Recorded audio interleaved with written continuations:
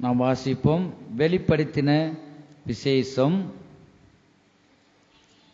21வது அதிகாரம் 7வது வசனத்தை ஒருவர் சத்தத்தை உயர்த்தி வாசிக்கலாம். ஜெயம் கொள்ளுகிறவன் எல்லாவற்றையும் சுதந்திரித்துக் கொள்ளுவான். நான் அவன் தேவனாயிருப்பேன், அவன் என் குமாரனாயிருப்பான். இப்பொழுது வாசிக்க கேட்ட இந்த வசனத்தின் மூலமாக கர்த்தர் நம்மோடு பேசும்படியாக நாம் ஜெபிப்போம்.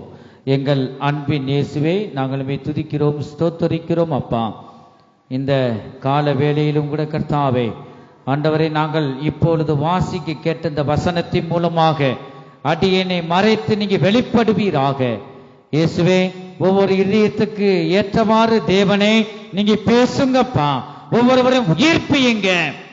அடியேனை மறைத்து நீங்க வெளிப்படுங்க. இயேசு கிறிஸ்துவின் மூலமாய் வேண்டிக் கொள்கிறோம் எங்க நல்ல பிதாவே, ஆமென். ஹல்லேலூயா, ஹல்லேலூயா, ஹல்லேலூயா.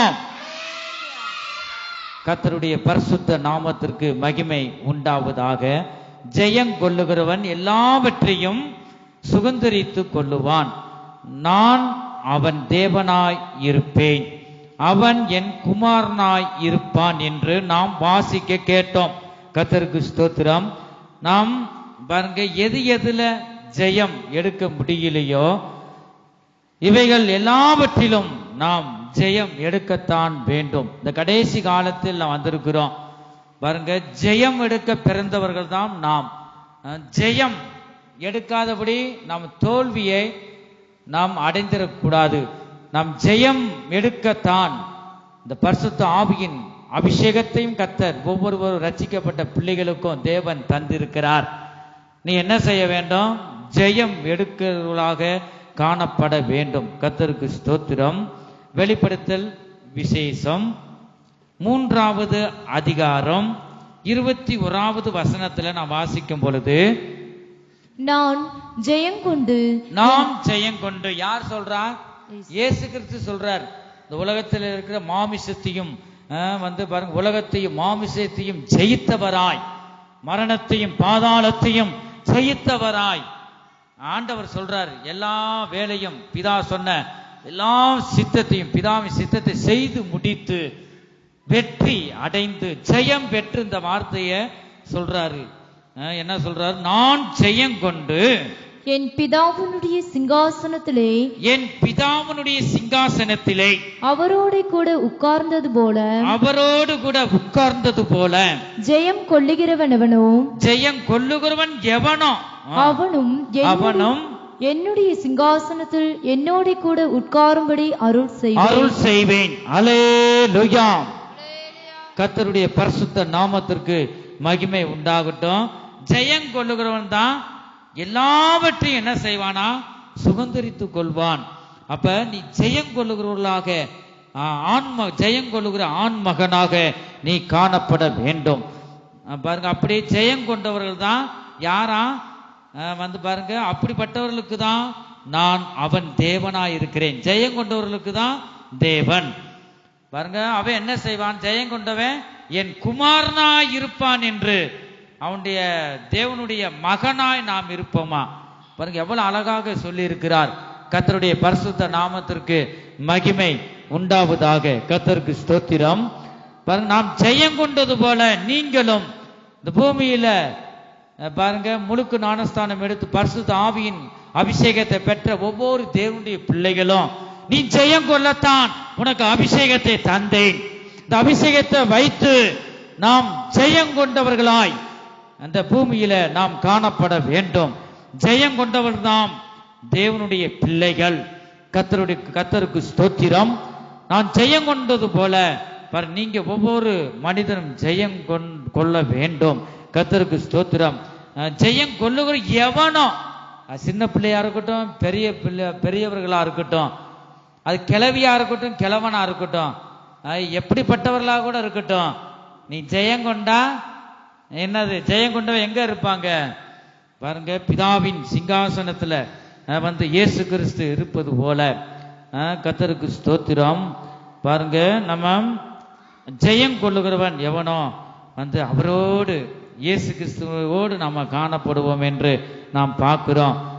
ஜெயம் கொள்ளுகிற எவனும் பாருங்க, அவன் என்னுடைய சிங்காசனத்தில் என்னோடு கூட உட்காரும்படி அருள் செய்வேன் என்று பிதாவாகிய ஒரே குமாரனாகிய இயேசு கிறிஸ்து இந்த வார்த்தைகளை சொல்லுவதை நாம் பார்க்கிறோம். இந்த பூமியில அவர் அடிச்சுவடுகளை வைத்து போனார். ஒரு மனிதன் இப்படிதான் ஜீவிக்க வேண்டும், இவைகள் உனக்கு வேண்டாம், இந்த வழியில என் வழியில நடக்க வேண்டும், எல்லாம் தெளிவாக நமக்கு வைத்து போயிருக்கிறார். ஆகவே நாம் ஜெயம் கொள்ளுகிறவர்களாக காணப்பட வேண்டும். கர்த்தருக்கு ஸ்தோத்திரம். இயேசு கிறிஸ்து இந்த உலகத்தையும் மாமிசத்தையும் ஜெயித்தார், அதுபோல நாமும் ஜெயிக்க வேண்டும். கர்த்தருக்கு ஸ்தோத்திரம். இந்த கடைசி காலத்தில் நாம் வந்திருக்கிறோம்.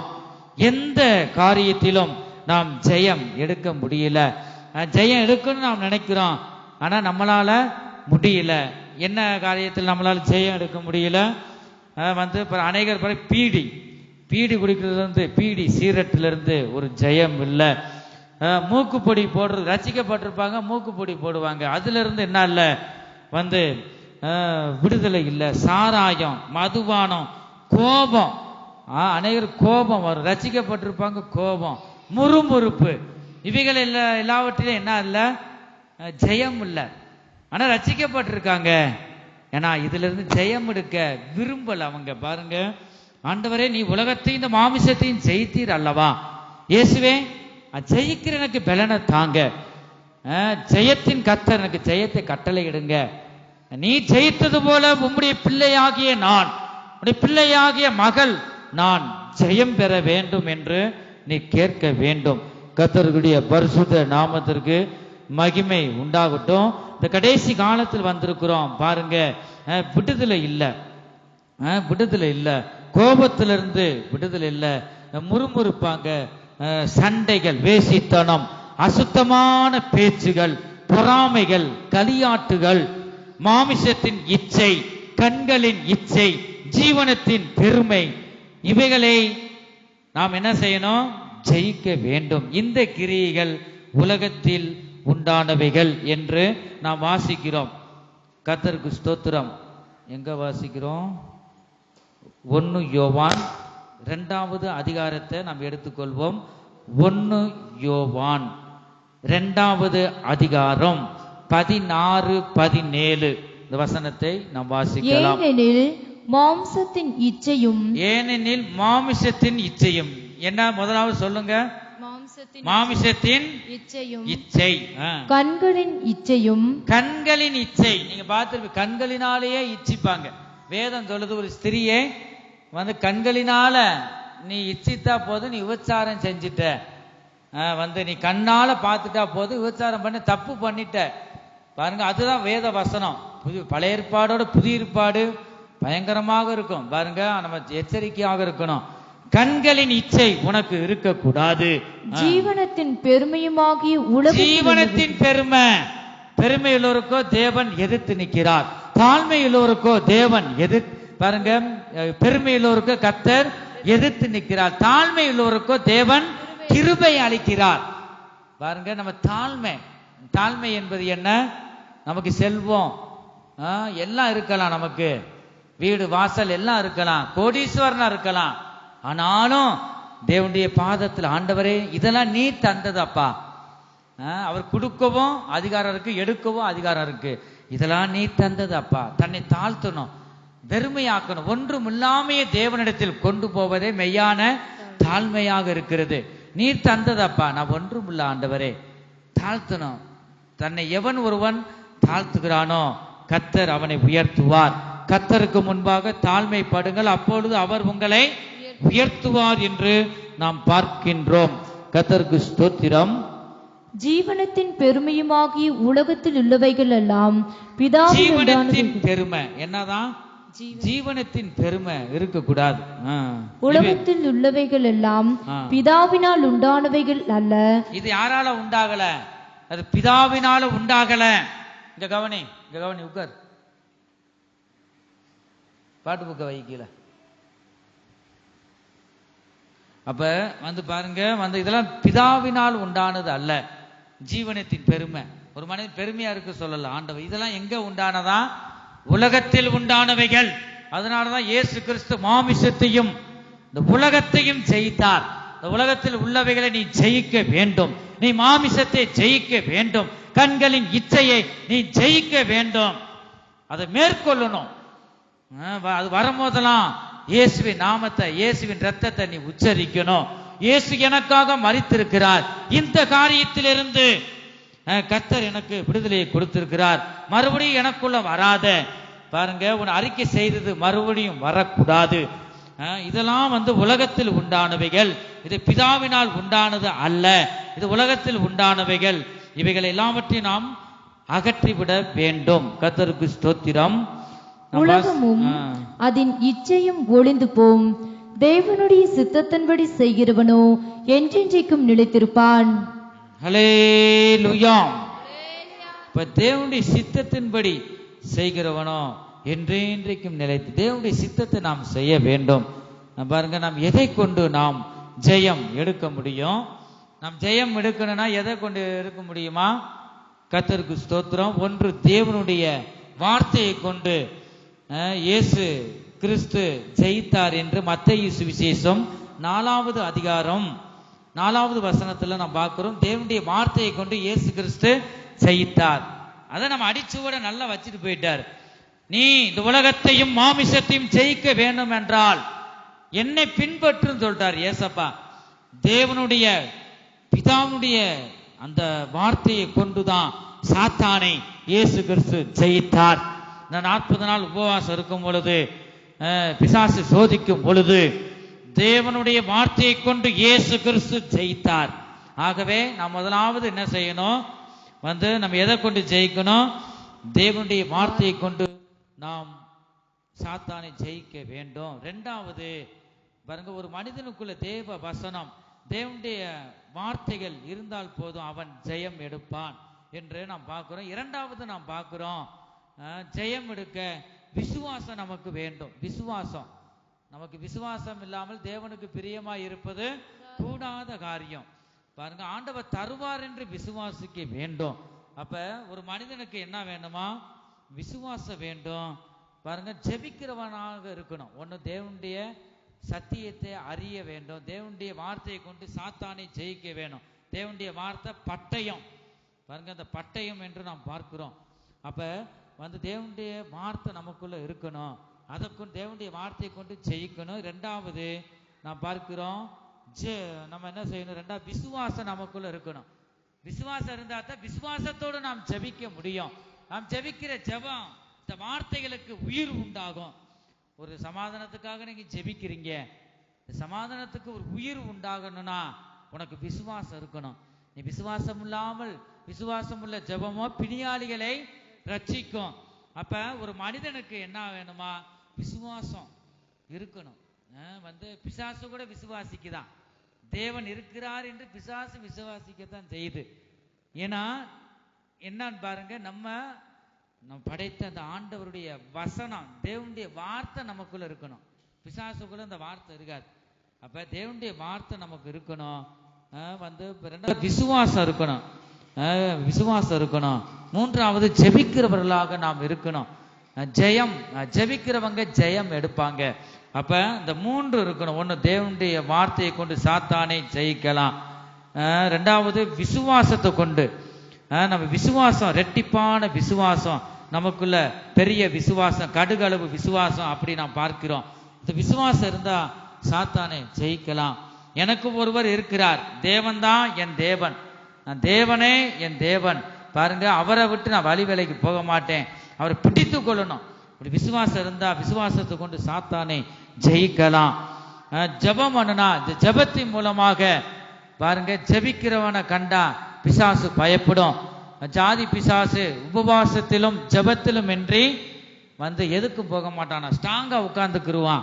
ஆனா ஜெபிக்கிறவர்களாக நீ காணப்படா, நீ ஜெயம் எடுப்பாய். கர்த்தருக்கு ஸ்தோத்திரம். நாம் வாசிக்கிறோம் எபேரியர் 11வது அதிகாரம் 33வது வசனத்துல பார்க்கிறோம். விசுவாசம் இருந்தா பாருங்க ஜெயிக்கலாம், எல்லாவற்றையும் ஜெயிக்கலாம். விசுவாசம் நமக்கு வேண்டும். எபேரியர் 11வது அதிகாரம் 33வது வசனம். விசுவாசத்தினாலே அவர்கள் ராஜ்யங்களை ஜெயித்தார்கள். விசுவாசத்தினாலே அவர்கள் எவர்கள் சொல்லுங்க? யாரு? ஆபிரகாம். அதுக்கு முந்தின வசனங்களை நீங்க பாத்தீங்கன்னா வந்து அநேக தீர்க்கதரிசிகளை நம்ம பார்த்தாலும் அவங்களா எதை கொண்டு ஜெயித்தாங்களா? விசுவாசத்தினாலே அவர்கள் ராஜ்யங்களை ஜெயித்தார்கள். நீதியை நடப்பித்தார்கள். நீதியை நடப்பித்தார்கள். வாக்குத்தத்தங்களை பெற்றார்கள். வாக்குத்தத்தங்களை பெற்றார்கள். சிங்கங்களின் வாய்களை அடைத்தார்கள். சிங்கங்களின் வாய்களை அடைத்தார்கள். கர்த்தருக்கு ஸ்தோத்திரம். நாம் எதையும் ஜெயிக்க நமக்கு என்ன வேணும்? விசுவாசம் வேண்டும். நமக்குள் விசுவாசம் வேண்டும். கர்த்தருக்கு ஸ்தோத்திரம். விசுவாசம் என்பது என்ன? எபேரியர் 11வது அதிகாரம் 1வது வசனத்தை வாசிக்கிறோம்.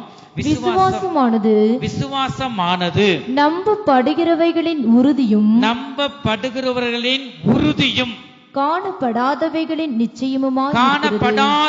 நிச்சயமாய் இருக்கிறது என்று வாசிக்கிறோம். ஹல்லேலூயா. சத்தத்தவே காணாமே. ஹல்லேலூயா, ஹல்லேலூயா. இப்ப விசுவாசமானது நம்பப்படுகிறவர்களின் உறுதியும் நம்ம கையில தான் இருக்கு.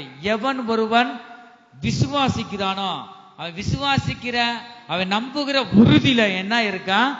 காணப்படாதவைகளின் நிச்சயமா இருக்கிறது. நீ நினைச்சு கூட பார்த்திருக்க மாட்ட.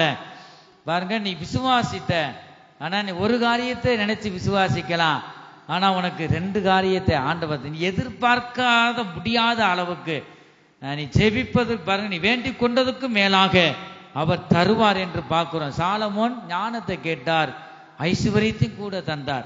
அதுபோலவே விசுவாசத்தை கொண்டு நீ எதையும் சாதிக்கலாம். வீட்டுல ஒண்ணும் இல்லையா? அரிசி பருப்பு எது இல்லையா? முழங்கால் படியிட்டு கர்த்தரை நோக்கி நீ கூப்பிட்டா ஆண்டவர் தருவார்.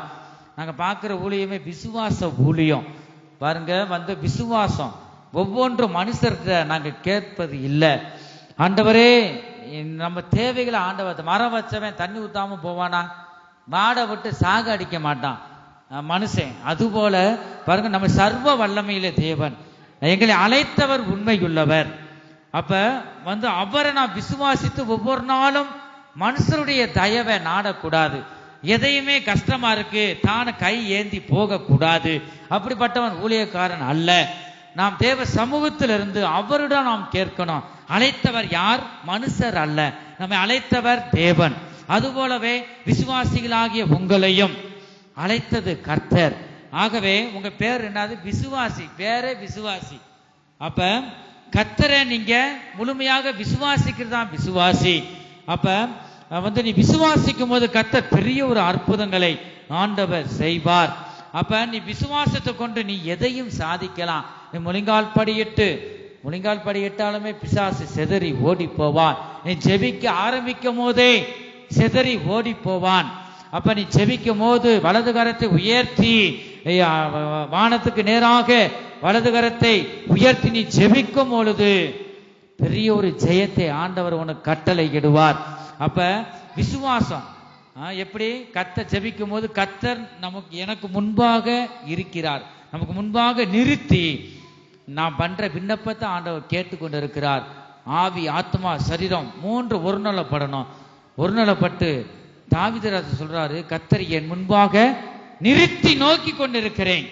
அப்ப அப்படி இருந்துதான் விசுவாசித்து நாம் ஜெபிக்கணும். விசுவாசம் இல்லாமல் ஒரு காரியத்தையும் நாம் பெற முடியாது. விசுவாசம் இல்லாமல் எதையும் நாம் ஜெயிக்க முடியாது. பழைய ஏற்பாடுல பார்க்கும் பொழுது தானியேல் ஒவ்வொரு தீர்க்கதரிசிகளை பார்க்கும் பொழுது விசுவாசத்தை கொண்டு சிங்கங்களின் வாய்களை அடைத்தார்கள், பிசாசின் வாய்களை அடைத்தார்கள், ஜெயம் பெற்றார்கள். விசுவாசம் நமக்கு மிகவும் இந்த நாட்களில் மிக மிக அவசியமாக இருக்கிறது. கர்த்தருடைய பரிசுத்த நாமத்திற்கு மகிமை உண்டாகட்டும். விசுவாசம் என்பது பாருங்க, தேவன் சொல்லிட்டா அப்படியே ஆகும் என்று நாம் விசுவாசிக்கணும். தேவன் சொல்லிட்டா, ஒரு காரியத்தை சொல்லிட்டா அப்படியே ஆகும். அப்படியே வந்து அதை என்ன செய்யணும்? ஆண்டவர் சொல்லிட்டா ஆமா முடிஞ்சிச்சு அவ்வளவுதான், அப்படியே ஆகும் என்று நாம் விசுவாசிக்க வேண்டும். கர்த்தருக்கு ஸ்தோத்திரம். விசுவாசம் என்பது காணாதவைகளை விசுவாசிப்பதுதான் விசுவாசம். ஆபிரகாம் இப்படியாக விசுவாசிக்கிறார். எபேரியர் 11வது அதிகாரம் 8வது வசனத்துல நீங்க வாசிங்க. விசுவாசத்தினாலே காணாதவைகளை நீ விசுவாசிக்கணும். அதுதான் விசுவாசம். நீ கண்ணால பாக்குறத விசுவாசிக்க அது ஒரு விசுவாசம் இல்ல. அதுக்கு பேரே விசுவாசம் கிடையாது. காணாதவைகளை நீ விசுவாசிக்கணும். ஆபிரகாமும் அப்படிதான் விசுவாசித்தாராம். வாசிங்க எபேரியர் 11வது அதிகாரம் 8வது வசனம். விசுவாசத்தினாலே ஆபிரகாம் தான் சுதந்திரமாக பெறப்போகிற இடத்திற்கு போகும்படி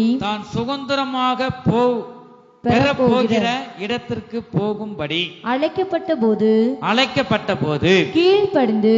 நல்லா கவனிக்கணும். என்ன செய்யணுமா? கீழ்ப்படிதல் இருக்கா? உடனே கீழ்ப்படியணும். கீழ்ப்படிதல ஆண்டவர் விரும்புகிறார். பலியை பார்க்கிலும் கீழ்ப்படிதலே உத்தமம். அப்ப இந்த ஆபிரகாம் என்ன செஞ்சாராம்? எந்த இடத்துக்கு போறோம் தெரியல. ஆண்டவர் போக சொன்னார். ஆண்டவரே, நம்மனா கேள்வி கேட்டிருப்போம். வந்துட்டு ஒரு ஊழியத்துக்கு போனாலுமே அங்க தண்ணி இருக்கா, எத்தனை ஜனங்கள் வருவாங்க, எவ்வளவு தசவம் பாகம் காணிக்க. நான் இதெல்லாம் கேட்க மாட்டேன். அநேகர் கேட்கிறத என்கிட்ட கேட்டிருக்காங்க. அதனால நான் சொல்றேன். பாருங்க, அநேக ஊழியர்களும் இந்த இடத்துல போப்பான்னு சொல்லும் போது போக மாட்டாங்க. எவ்வளவு வசதி இருக்கு, அங்க போன சமாளிக்கலாமா போற அந்த சொந்த அறிவு. ஆனா அவன் யாரு? ஊழியக்காரன். அது ஊழியக்காரன் அவன் சொல்லிக்கிறலாம் ஆண்டவர் ஏற்றுக்கொள்ள மாட்டார்.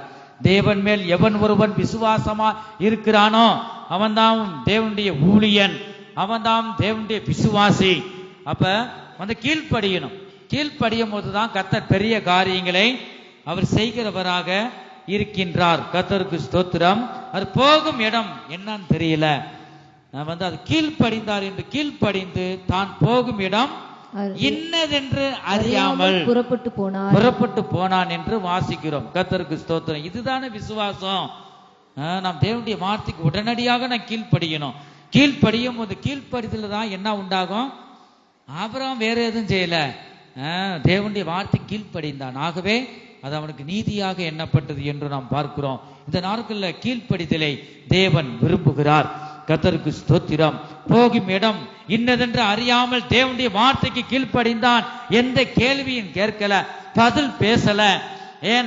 என் அப்பா சொல்லிட்டான் அப்படியே ஆகும், என் தகப்பன் சொல்லிட்டா எதிர்த்து பேசக்கூடாது. சரி தேவனே, அது கூட சொல்லல. ஆமேன் ஆண்டவரை, நான் போகிறேன் சொல்லிட்டு அப்படியே போற. அதுதான் சரியான ஒரு கீழ்ப்படிதல். இந்த கீழ்ப்படியும் போது அதுல ஒரு ஆசீர்வாதம் உண்டாகுது. ஆபிரகாம் கீழ்ப்படிந்தபடியினால், தேவனுக்கு கீழ்ப்படிந்தபடியால் ஆபிரகாமை உயர்த்தி வைத்தார், ஆசீர்வதித்தார். நாம் தேவன் மீது வைக்கும் விசுவாசம் அசைக்க முடியாத ஒரு உறுதியான விசுவாசமாக காணப்பட வேண்டும். ஒரு அசைக்க முடியாத விசுவாசமா இருக்கணும். இவன் என்ன பண்ண லஞ்சம் வாங்க மாட்டான்பா, அவனை அசைக்கவே முடியாது. நாம் கேள்விப்பட்டிருப்போம். அது போலவே நாம் பாருங்க, இன்னார் பேர் சொன்ன உடனே அவனா தேவனுடைய பிள்ளைப்பா, அவனை ஒருபோது இந்த விஷயத்துல அசைக்க முடியாது. எந்த விஷயத்துல அசைக்க முடியாது. பாருங்க, அவர் தாவீது சொல்றாரு. சங்கீத புஸ்தகத்துல நாம் வாசிக்கிறோம். இந்த வசனங்களை வாசிக்கலாமா? 62வது சங்கீதம் நினைக்கிறேன். சங்கீத புஸ்தகம் 62வது சங்கீதம். அசைக்கப்படுவதில்லை என்று அந்த இதுல வாசிக்கிறோம். 1வது அதிகாரமும் 6வது வசனம் நினைக்கிறேன். சீக்கிரம் எடுத்து வாசிங்க. சங்கீதம். அவரே என் கன்மலையும் என் ரட்சிப்பும் என் உயர்ந்த அடைக்கலமுமானவர், நான் அசைக்கப்படுவதில்லை, அசைக்கப்பட்டு போவதில்லை.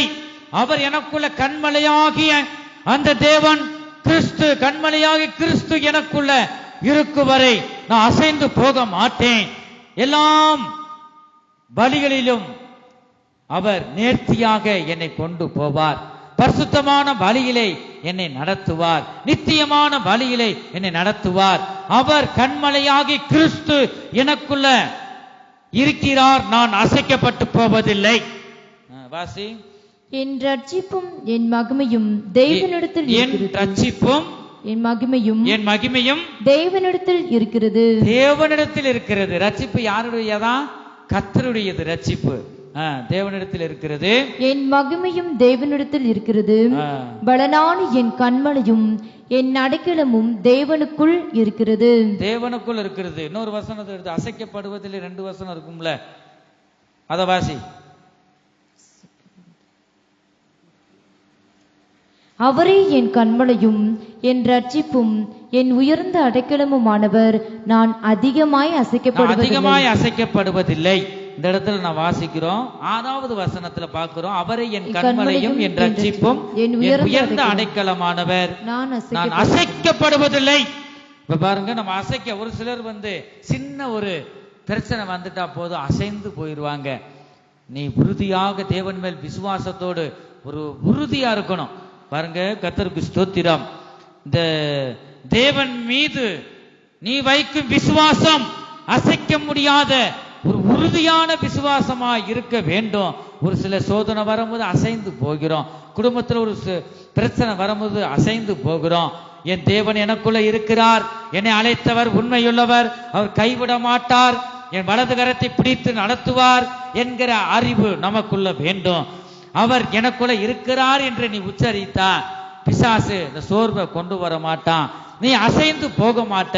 எப்படிப்பட்ட பிரச்சனைகள் வெள்ளம் போல சத்துரு வந்தாலும் நீ ஜெய கொடியை ஏற்றுவார் கர்த்தர்.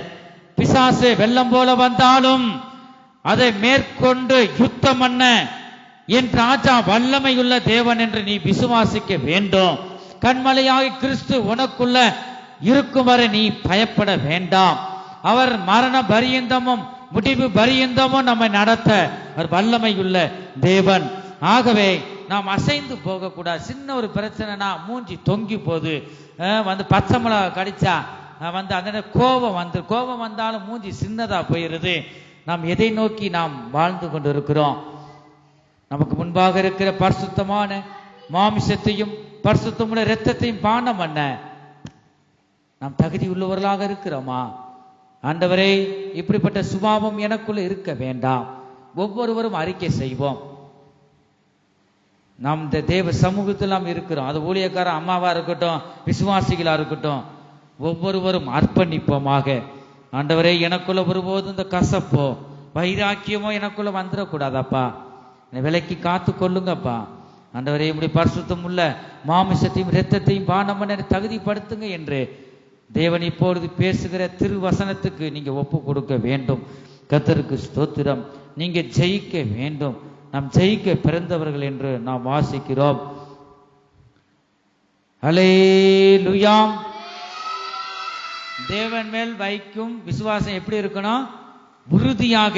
உறுதியான விசுவாசமாக இருக்க வேண்டும். 1 யோவான் 5வது அதிகாரம், சீக்கிரம் எடுத்து வாசிக்கலாம். 1 யோவான் 5வது அதிகாரம் 4, 5 அந்த வசனங்களை நான் வாசிக்கும் பொழுது, தேவனால் பிறப்பதெல்லாம் உலகத்தை ஜெயிக்கும், தேவனால் பிறப்பதெல்லாம் உலகத்தை ஜெயிக்கும். நம்முடைய விசுவாசமே உலகத்தை ஜெயிக்கிற ஜெயம். ஹல்லேலூயா. நம்முடைய விசுவாசமே உலகத்தை ஜெயிக்கிற ஜெயம். இயேசுவானவர் தேவனுடைய குமாரன் என்று விசுவாசிக்கிறவனே என்று உலகத்தை ஜெயிக்கிறவன் யார்? பிதாவாகிய ஒரே குமாரன் இயேசுவானவர் தான். நீ விசுவாசித்தா நீ ஜெயம் எடுப்பாய். கர்த்தருக்கு ஸ்தோத்திரம். நீ ஜெயம் எடுக்கிற மகனாய் நீ காணப்பட வேண்டும். நீ நம்முடைய விசுவாசமோ பாருங்க, விசுவாசமே உலகத்தை ஜெயிக்கிற ஜெயம். நீ விசுவாசத்துல நீ வளர வேண்டும். விசுவாசத்தை வர்த்திக்க செய்யும் என்று இயேசுவானவர்கிட்ட நீ கேட்க வேண்டும். பாருங்க, இயேசுவானவரை தேவனுடைய ஒரே குமாரன் என்று நாம் விசுவாசிக்க வேண்டும். நாம் அவரை விசுவாசிக்கும் போதுதான் இந்த உலகத்தை ஜெயிக்க தேவன் நமக்கு உதவி செய்கிறார், கிருபை செய்கிறார்.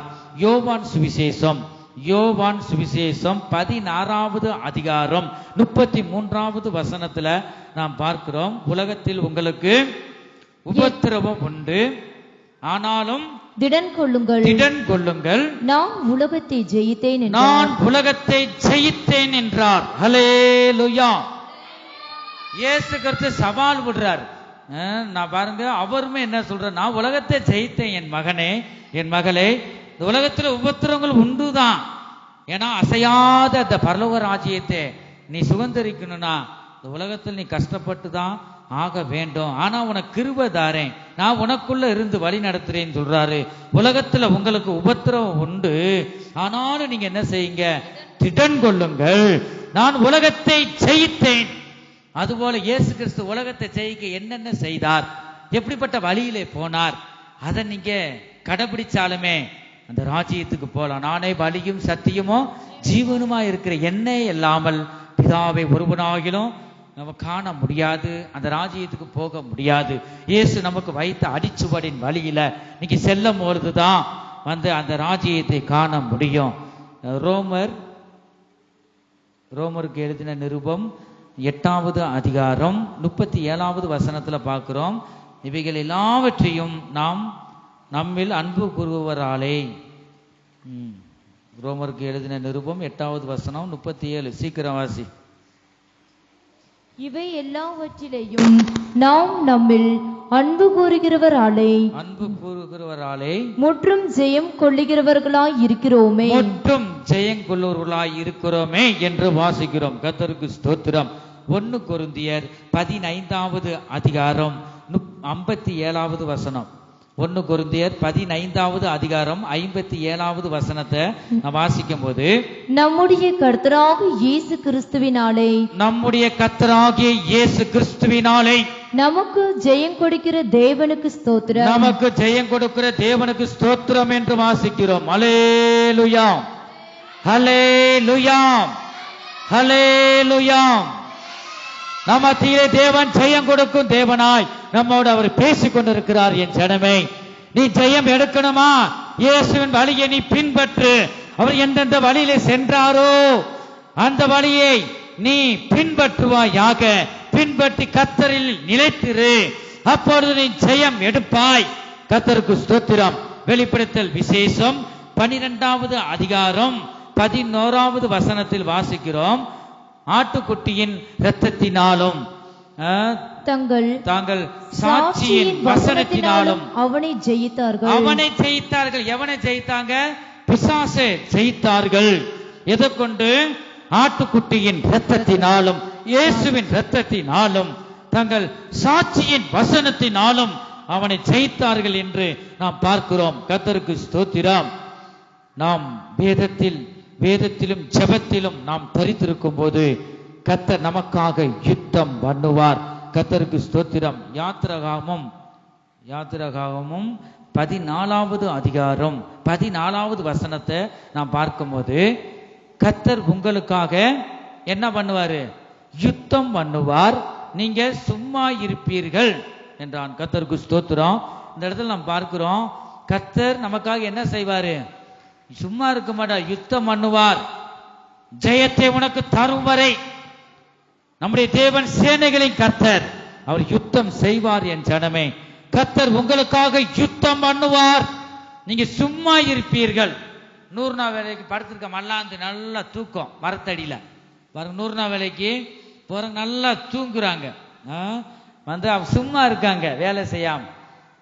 ஒரு உதாரணத்துக்கு சொல்றேன் பாருங்க, நம்ம கிடைக்க வேண்டிய கூலிக்கு தக்கதாவது நம்ம செய்யணும். அப்ப இந்த இடத்துல பார்க்கிறோம், நீ ஆவியினாலதான் ஆகும், உன் பலத்தினாலும் பராக்கிரமத்தினாலும் உன்னாலும் ஒன்னும் செய்ய முடியாது. நீ ஒன்னும் செய்யாத, முழங்கால் படியிட்டு என் நாமத்தை துதிகளை செலுத்து. நான் உனக்காக என்ன செய்வேன்? யுத்தம் பண்ணுவேன். அது இந்த இடத்துல பார்க்கிறோம், கர்த்தர் உங்களுக்காக யுத்தம் பண்ணுவார், நீங்க சும்மா இருப்பீர்கள் என்று நாம் பார்க்கிறோம். யாத்திராகமம் 15வது அதிகாரம் 3வது வசனத்துல பார்க்கிறோம், கர்த்தரை யுத்தத்தில் வல்லவர் கர்த்தர் என்பது அவருடைய நாமம் என்று பார்க்கிறோம். ஹல்லேலூயா, கர்த்தருக்கு ஸ்தோத்திரம். ஜெயம் கர்த்தரால் வரும் என்று நீதிமொழிகள் 21வது அதிகாரம் 31வது வசனத்துல பார்க்கிறோம். ஜெயம் கர்த்தரால் வரும் என்று நாம் பார்க்கிறோம். யாரால வரும் ஜெயம்? கர்த்தரால் வரும். நீ ஜெயம் எடுக்க நீ பிரயாசப்படணும். எதுல ஜெயம் எடுக்க முடியலையோ, ஆண்டவரே இதுல இருந்து என்னால வெளியே வர முடியல, ரகசிய பாவங்கள் இருக்கு, இதுல இருந்து என்னை விடுபட்டு வர முடியல, என்னை பின் தொடர்ந்துகிற பாவத்திலிருந்து என்னை ஒன்னும் செய்ய முடியல, இதுல இருந்து நீ விடுவியும் ஆண்டவரே சொல்லிட்டு அவரை நோக்கி நீ கூப்பிடணும். ஜெயம் எடுப்பதற்கு நீ பிரயாசப்பட வேண்டும். அப்படி பிரயாசப்படும் போது உன் வழி இயேசுவின் வழியில செல்லும் பொழுது அவர் உன்னை விடுவிப்பார். நீ ஜெயம் எடுப்ப. ஜெயம் கர்த்தரால வரும் என்று நாம் பார்க்கிறோம். வேதத்தை வாசிக்கிறவன் ஜெயம் எடுப்பான். பாருங்க, ஜெபிக்கிறவன் ஜெயம் எடுப்பான். கர்த்தருக்கு ஸ்தோத்திரம். நாம் கடைசி காலத்தில் வந்திருக்கிறோம். நமக்கு முன்பாக வைக்கப்பட்டிருக்கிற இந்த அப்பத்துக்கு அடையாளமாக பரிசுத்தமுள்ள இயேசுவின் மாமிசமாக இருக்கிறது. இந்த திராட்சரசம் எதுக்கு அடையாளமா இருக்கு? இயேசு கிறிஸ்துவின் பரிசுத்தமுள்ள இரத்தத்திற்கு அடையாளமாக இருக்கிறது.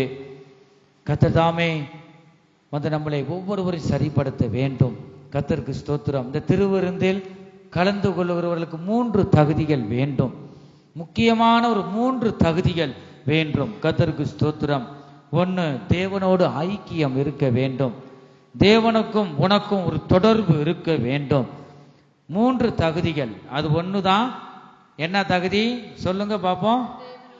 தேவனுக்கும் நமக்கும் ஒரு ஐக்கியம் இருக்க வேணும், தொடர்பு இருக்க வேண்டும். நீ தேவனோடு ஐக்கியமா இருக்கணும். அந்த 12 சீசர்களும் பாருங்க, திருவிருந்து எடுக்கும் பொழுது வந்து அவங்க என்ன இருக்காங்க? இயேசுவோடு இருந்தாங்க, இயேசுவோடு ஐக்கியமா இருந்தாங்க. இப்ப ராபஜனம் எடுக்க போகிற நாம் என்ன செய்ய வேணும்?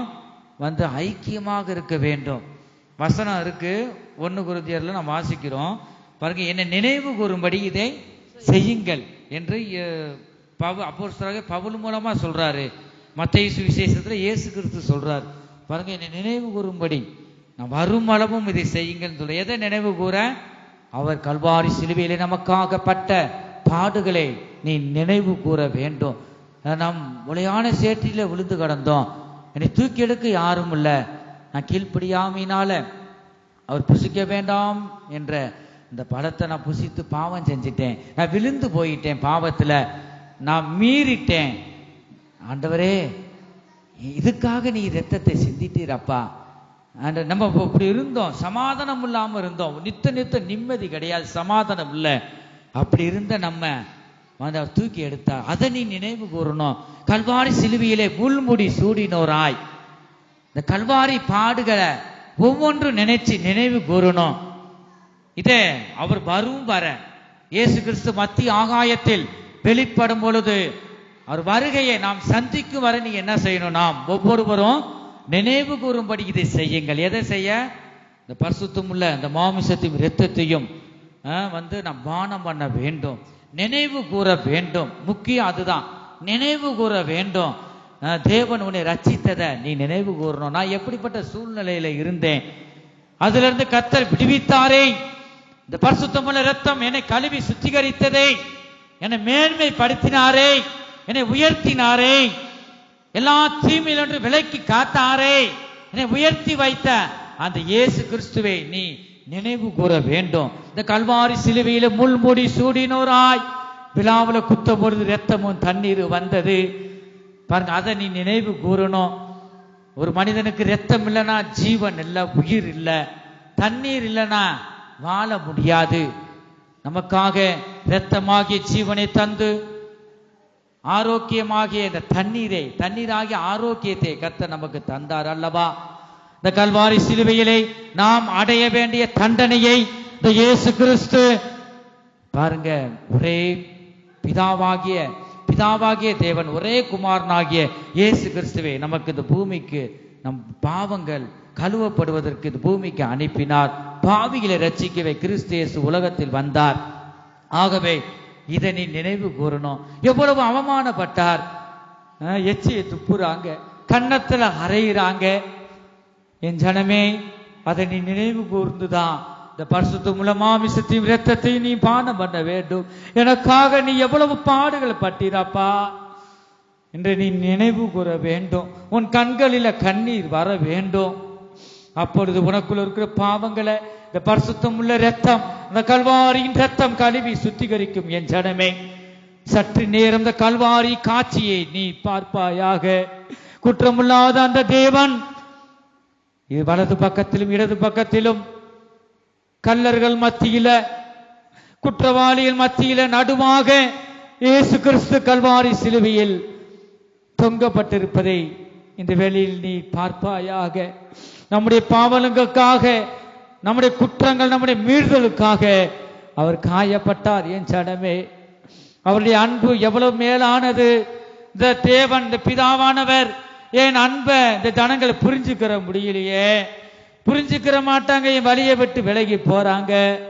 என் அன்பை உன்ட்ட சரியான காமிக்கணும்னா ஒரே என் குமாரனை உனக்காக நான் தருகிறேன், நான் தந்து என் அன்பை உனக்கு வெளிப்படுத்துகிறேன்.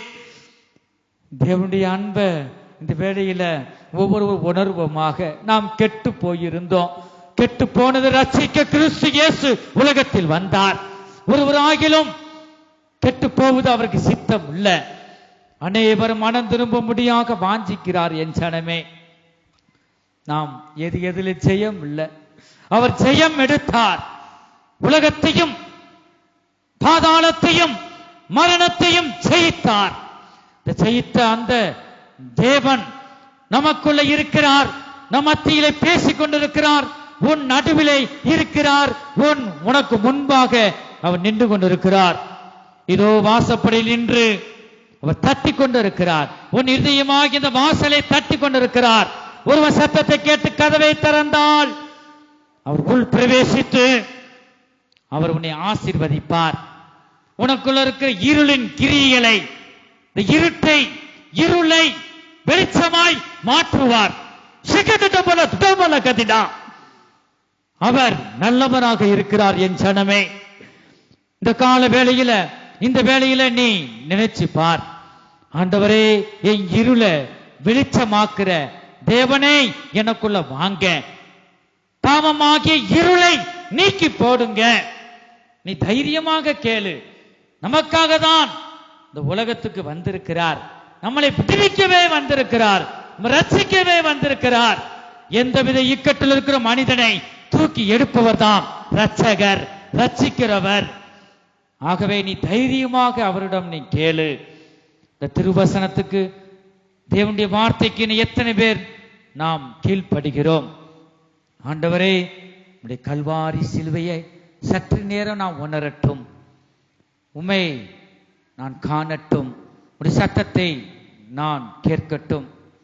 நீ தேவனுடைய சத்தத்தை நீ கேட்டுட்டா, நீ தேவனை நீ பார்த்துட்டா, நீ தேவனை தேடினா அவர் நிச்சயம் கண்டடைவாய், அவர் உனக்குள்ள வருவார். ஆகவே நீ தேடிக்கொண்டே இரு. தேவனுடைய சத்தத்தை கேட்க நீ பிரயாசப்படு. கர்த்தர் உன்னை விடுவிக்கவே இந்த வேளையில கர்த்தர் உன்னோடு அவர் பேசிக் கொண்டிருக்கிறார்.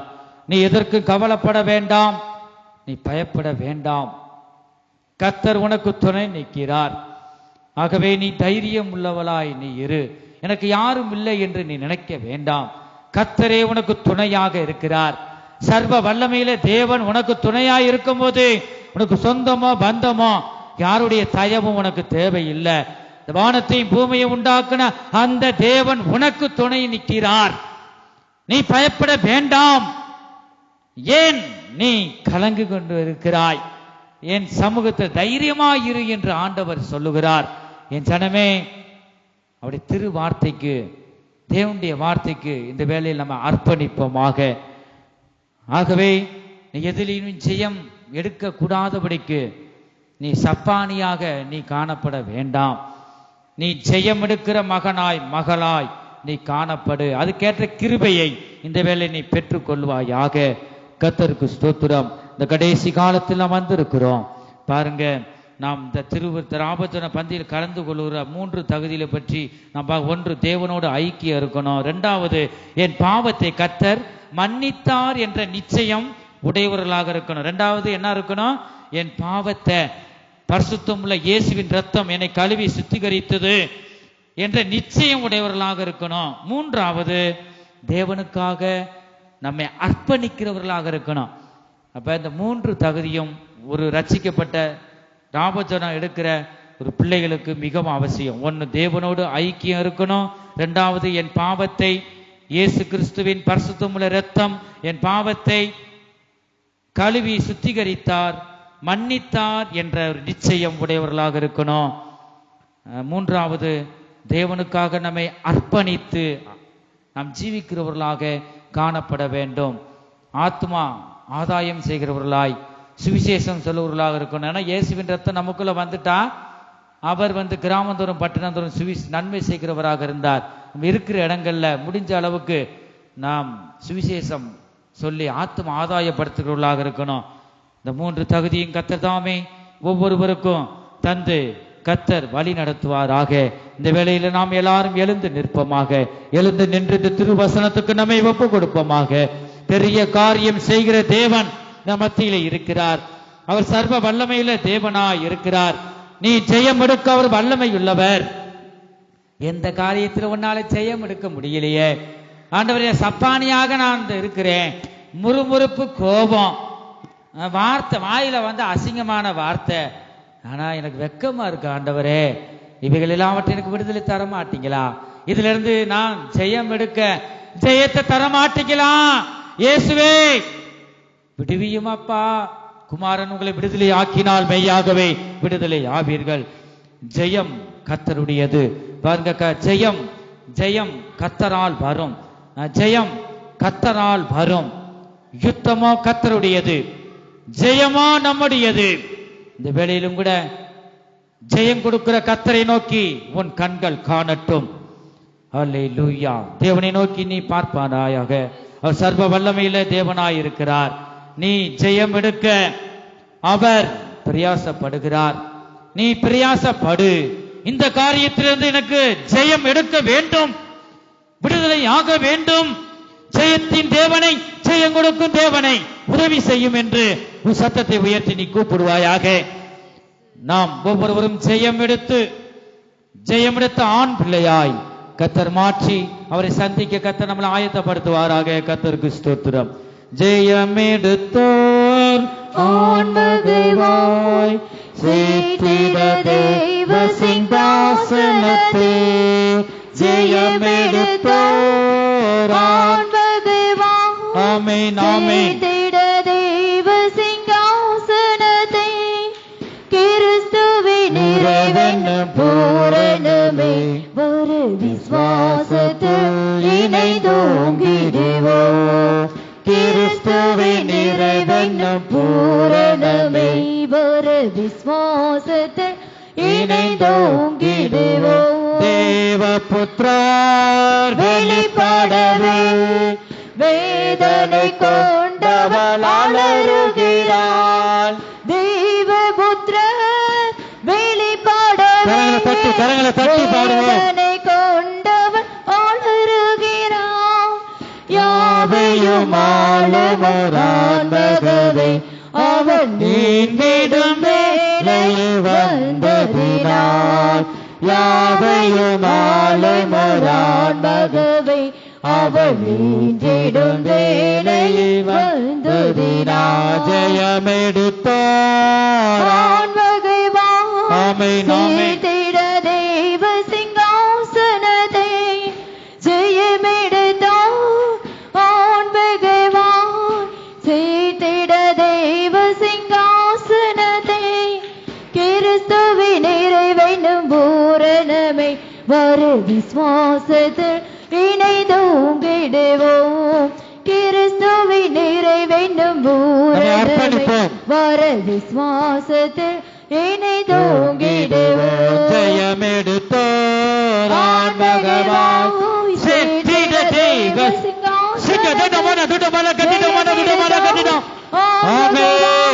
சேத்திட தேவ சிங்காசனத்தை.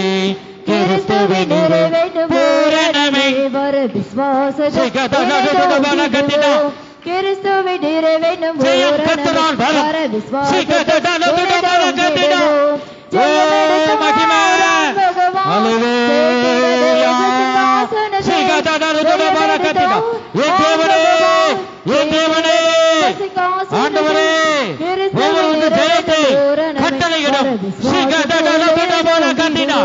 ஜெயத்தின் கர்த்தர் ஒவ்வொரு இதயத்திலும் இறங்கி வாசல் செய்யுங்க. ஆமென் ஆமென் ஆமென்.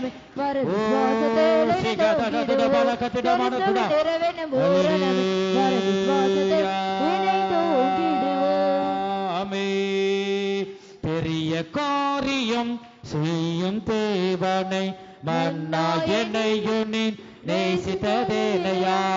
பெரிய பெரிய காரியம் செய்யும் தேவனை மன்னா என்னையும் நீ நேசித்ததேனையா ஜெயத்தின் ஜெயமே எப்போதும் எனக்கு ஜெயத்தின் மேல் ஜெயமே எப்போதும் எனக்கு ஜெயித்த இயேசு என்னோடு இருப்பதினாலே ஜெயித்த இயேசு என்னோடு இருப்பதினாலே யாவையும் எனக்காய் செய்து முடித்தே யாருண்டு உம்மையெல்லாம் இயேசு நாயகா யாவையும் எனக்காய் செய்து முடித்தே யாருண்டு உம்மையெல்லாம் இயேசு நாயகா தாழ்வதில் ஏழை என்னையும் நினைந்து தள்ளிடாது சேர்த்தது உந்தன் கிருபையே தாழ்வதில் ஏழை என்னையும் நினைத்து தள்ளிடாது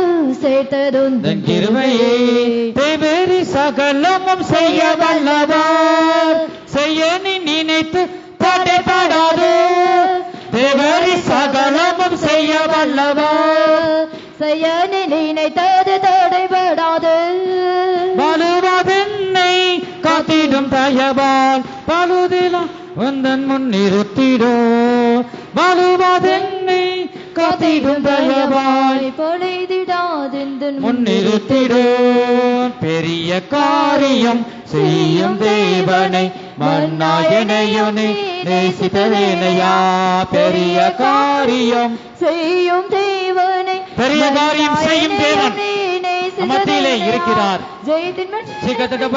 எப்போதும் எனக்கு ஜெயத்தின் ஜெயமே எப்போதும் எனக்கு ஜெயித்த இயேசு என்னோடு இருப்பதினாலே ஜெயித்த இயேசு என்னோடு இருப்பதினாலே ஜெயத்தின் மேல் ஜெயமே எப்போதும் எனக்கு ஜெயத்தின் மேல் ஜெயமே எப்போதும் எனக்கு ஜெயித்த இயேசு என்னோடு இருப்பதினாலே ஜெயித்த இயேசு என்னோடு இருப்பதினாலே ஜெயித்த இயேசு என்னோடு இருப்பதினாலே ஜெயித்த இயேசு என்னோடு இருப்பதினாலே பல கத்திடம் மனதுட பல கத்திடம் ஜெயமா கத்தரால் வரும் சீக்கிரத்த பல கத்திடம் ஆமென் கரங்களை தட்டி தட்டி தட்டி தட்டி ஆர்ப்பரி ஜெயித்த இயேசு என்னோடு இருப்பதினாலே பல கத்திடம் மனதுட பல கத்திடம் Sikatadala tudabala katida mana tudabala katida sikatadabala katida mana tudabala katida mana tudabala katida sikatadabala katida mana tudabala katida sikatadabala katida mana Amin Hallelujah Hallelujah Hallelujah Amin Amin நம்மை அர்ப்பணிப்போமாக ஆமென் ஆவி ஆத்மா சரீரத்தை இயேசுவுக்கு அர்ப்பணிப்போமாக ஹல்லேலூயா ஹல்லேலூயா இயேசு கிறிஸ்துவின் இதயத்துக்குள்ள வந்து வாசம் செய்யட்டும் ஆமென் உனக்குள்ள இருளை வெளிச்சமாய் மாற்றட்டும் ஆமென் இருள் நீங்கி வெளிச்சம் அடைவாயாக ஆமென் வெளிச்சமாகி இயேசு உன் இதயத்துல வரட்டும் ஆமென் கரங்களை தட்டி தட்டி தட்டி உன்னை அர்ப்பணி தேவனுடைய நாமத்தை உயர்த்து சீக்க தட்ட பல்ல கத்திட்ட பல்ல கத்திட்ட பல்ல கத்திட்ட பல்ல கத்திட்டா சீக்கல பல்ல பல்ல துட்ட பல்ல கத்திட்டா